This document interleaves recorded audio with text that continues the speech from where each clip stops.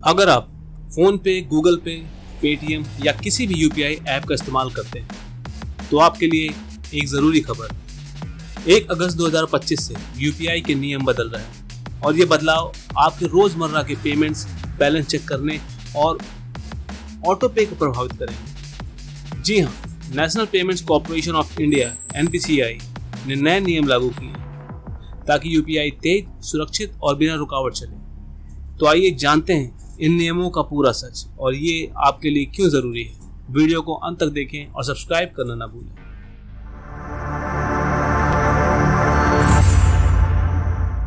सबसे पहला सवाल, इन नए नियमों की जरूरत क्यों पड़ी?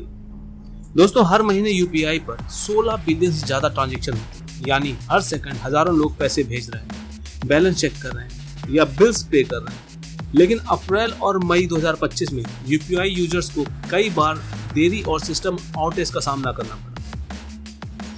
एनपीसीआई ने पाया कि इसका सबसे बड़ा कारण है बार बार बैलेंस चेक करना और पेमेंट स्टेटस रिफ्रेश करना। ये रिपीटेड रिक्वेस्ट यूपीआई के सर्वर पर भारी पड़ते हैं, जिससे सिस्टम स्लो हो जाता है। इसलिए एनपीसीआई ने नए नियम बनाए ताकि यूपीआई तेज, सुरक्षित और बिना रुकावट चले। चलिए अब जानते हैं ये नियम क्या है। 1 अगस्त 2025 से यूपीआई के ये नए नियम लागू होंगे। अपनी नोटबुक तैयार रखें क्योंकि ये आपके लिए जानना जरूरी है। बैलेंस चेक की लिमिट। अब आप किसी एक यूपीआई ऐप पर दिन में सिर्फ 50 बार बैलेंस चेक कर सकते हैं। यानी अगर आप फोन पे और पेटीएम दोनों यूज करते हैं तो हर ऐप पर 50 बार। इसका मकसद है बार बार बैलेंस चेक करने की आदत को कम करना, जो सर्वर पर लोड डालती है। लिंक्ड बैंक अकाउंट चेक करने की सीमा। आप अपने मोबाइल नंबर से जुड़े बैंक अकाउंट को दिन में सिर्फ 25 बार चेक कर सकते हैं। हर बार आपको बैंक चुनना होगा और यूजर कंसेंट देना होगा। इससे अनावश्यक एपीआई कॉल्स कम होंगे और सिस्टम तेज चलेगा। ऑटो पे ट्रांजैक्शन के लिए फिक्स टाइम स्लॉट्स। ऑटो पे पेमेंट जैसे नेटफ्लिक्स सब्सक्रिप्शन, एसआईपी या इंश्योरेंस पेमेंट अब सिर्फ नॉन पीक आवर्स में होंगे। सुबह 10 बजे से पहले, दोपहर 1 बजे से 5 बजे के बीच और रात 9:30 बजे के बाद। ये नियम इसलिए है ताकि पीक आवर्स में सिस्टम पर दबाव कम हो और आपकी पेमेंट्स बिना रुकावट हो सके। ट्रांजैक्शन स्टेटस चेक करने के लिए, अगर आपका पेमेंट स्टक हो जाता है या पेंडिंग दिखता है तो आप उसका स्टेटस सिर्फ 3 बार चेक कर सकते हैं। हर चेक के बीच में कम से कम 90 सेकंड का गैप होना चाहिए। इससे बार बार रिफ्रेश करने की आदत रुकेगी और सिस्टम पर लोड कम होगा।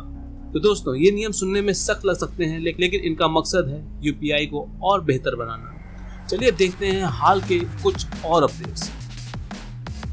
हाल के यूपीआई अपडेट जो आपके जानने चाहिए। पिछले 6 महीनों में एनपीसीआई ने यूपीआई को और सुरक्षित और तेज बनाने के लिए कई बदलाव किए। तेज एपीआई रिस्पॉन्स टाइम, जो जून 2025 में किया गया है, इसे पेमेंट रिक्वेस्ट और रिस्पॉन्स के लिए समय घटाकर 15 सेकंड कर दिया गया है।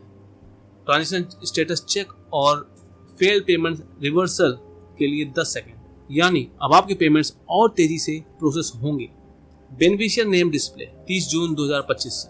अब हर यूपीआई पेमेंट से पहले आपको रिसीवर का बैंक में रजिस्टर्ड नाम दिखेगा। इससे फ्रॉड की संभावना कम होगी क्योंकि आप गलत व्यक्ति को पैसा नहीं भेजेंगे। चार्ज बैक लिमिट्स, जो कि दिसंबर 2024 से लागू किया गया है। आप 30 दिन में सिर्फ 10 बार चार्ज बैक यानी पेमेंट रिवर्सल रिक्वेस्ट कर सकते हैं। एक ही व्यक्ति या बिजनेस के लिए सिर्फ 5 बार। इससे चार्ज बैक का दुरुपयोग रुकेगा और सिस्टम की एफिशिएंसी बढ़ेगी। ये सारे बदलाव इसलिए किए गए हैं ताकि यूपीआई भारत का सबसे भरोसेमंद और तेज पेमेंट सिस्टम बना रहे। यूजर्स के लिए जरूरी टिप्स। अब सवाल ये है कि आप इन नियमों के साथ कैसा तालमेल बिठाएं। यहाँ है कुछ जरूरी टिप्स। बैलेंस चेक सोच समझ कर करें। सिर्फ जरूरत पड़ने पर ही बैलेंस चेक करें, बार बार चेक करने की आदत छोड़ दें। ट्रांजैक्शन स्टेटस धैर्य से चेक करें। अगर पेमेंट पेंडिंग है तो 90 सेकंड का इंतजार करें और सिर्फ 3 बार स्टेटस चेक करें। ऑटो पे शेड्यूल नोट करें। अपने ऑटो पे पेमेंट्स को नॉन पीक आवर्स में शेड्यूल करें, जैसे सुबह जल्दी या रात को। बेनिफिशियरी का नाम चेक करें। पेमेंट करने से पहले रिसीवर का नाम जरूर वेरीफाई करें ताकि फ्रॉड से बच सके। चार्ज बैक को समझदारी से इस्तेमाल करें। सिर्फ जरूरी मामले में ही चार्ज बैक रिक्वेस्ट करें ताकि आपकी लिमिट खत्म ना हो। दोस्तों, इन छोटी छोटी बातों का ध्यान रखकर आप यूपीआई का इस्तेमाल और आसान और सुरक्षित बना सकते हैं। अब आपकी बारी। इन नए यूपीआई नियमों के बारे में आप क्या सोचते हैं? क्या आपको लगता है कि ये नियम आपको डिजिटल पेमेंट्स को और बेहतर बनाएंगे या आपको कोई दिक्कत हो सकती है? कमेंट बॉक्स में अपनी राय ज़रूर बताएं। और हाँ, अगर आपको ये जानकारी उपयोगी लगी तो वीडियो को लाइक करें, अपने दोस्तों और परिवार के साथ शेयर करें और चैनल को सब्सक्राइब करना ना भूलें। बेल आइकन दबाएं ताकि आपको हमारी हर नई वीडियो का अपडेट मिल सके।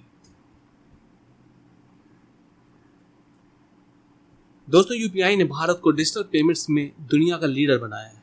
ये नए नियम सुनिश्चित करेंगे कि हमारा सिस्टम और तेज, सुरक्षित और भरोसेमंद बना रहे।